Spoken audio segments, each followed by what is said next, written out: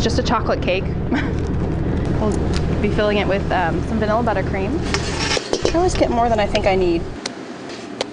Step number one was deciding what I wanted to do, what I wanted the finished product to look like. I make little sketches with some things. Some things it's just, the cake's ideas could just come from my head.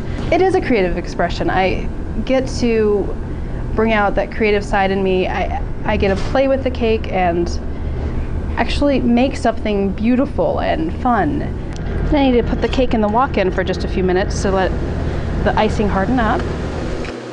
Fondant is basically a sugar paste. To describe it, it's sugar and there's some cornstarch and corn syrup in there, all kneaded together until you get a smooth, pliable dough. I want to stick it in the microwave for about 10 seconds or so, nothing too long.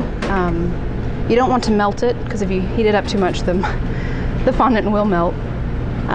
But just enough to kind of warm it up so it's much easier to work with. And that is much easier to work with. Okay. I started out with buttercream because that's kind of the basic decorating styles. And then the fondant, you can just have so much more fun with it. You're more flexible on the shapes you can do. Then I can add flavorings or colorings or anything that make it look prettier or taste better. It's like Play-Doh almost. You can do about anything with it. You can make little flowers and let them dry for a few days and then put them on cakes, or you can cover the entire cake with the fondant. The cake should be cool enough right now that I can frost it without the crumbs getting back into the frosting. So, looks good. The first cake I ever made, I definitely came from a box. I didn't make it from scratch. I had mixed it all up. I had one of those little electric beaters.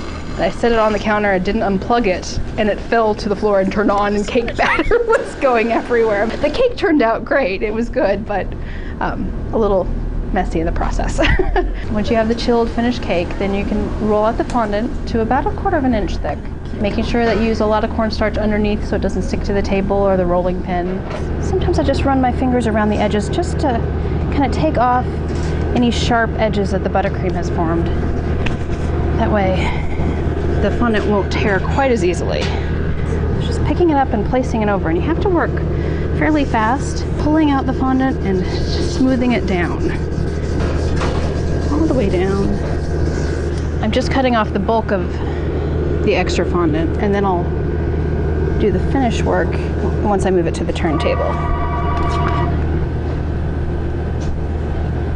And just cut off the extra. And then it's making sure you get all of your cakes all covered in fondant first before you start doing the decoration. You get the best response from people, from sugar, from desserts. You make somebody, you know, a roast or something, yeah, this is good, thank you. But if you make them a cake or a cookie or something sugary, usually you get a little bit more response, like, oh my God, this is great. And it's a little bit more of an ego boost, I guess. My style is more of a whimsical style. I enjoy making elegant cakes and beautiful cakes, but I also like to have something a little fun in there, something a little different, that it's not just the same looking cake that everybody is producing. Whether that's incorporating some fresh colors or a little flower, some polka dots, some stripes, something. I like to steer people towards choosing something a little bit more than the basic cake. The payoff is how I make people feel. I do want the person to enjoy them from start to finish. When they look at the cake, I want them to be pleased about how it looks, the presentation, the colors. That has to be visually pleasing, and then is that it has to taste good too. And I understand that it's going to be eaten, and that's okay. Okay, I think it's time. I really enjoy what I'm doing, and I couldn't think of doing anything else.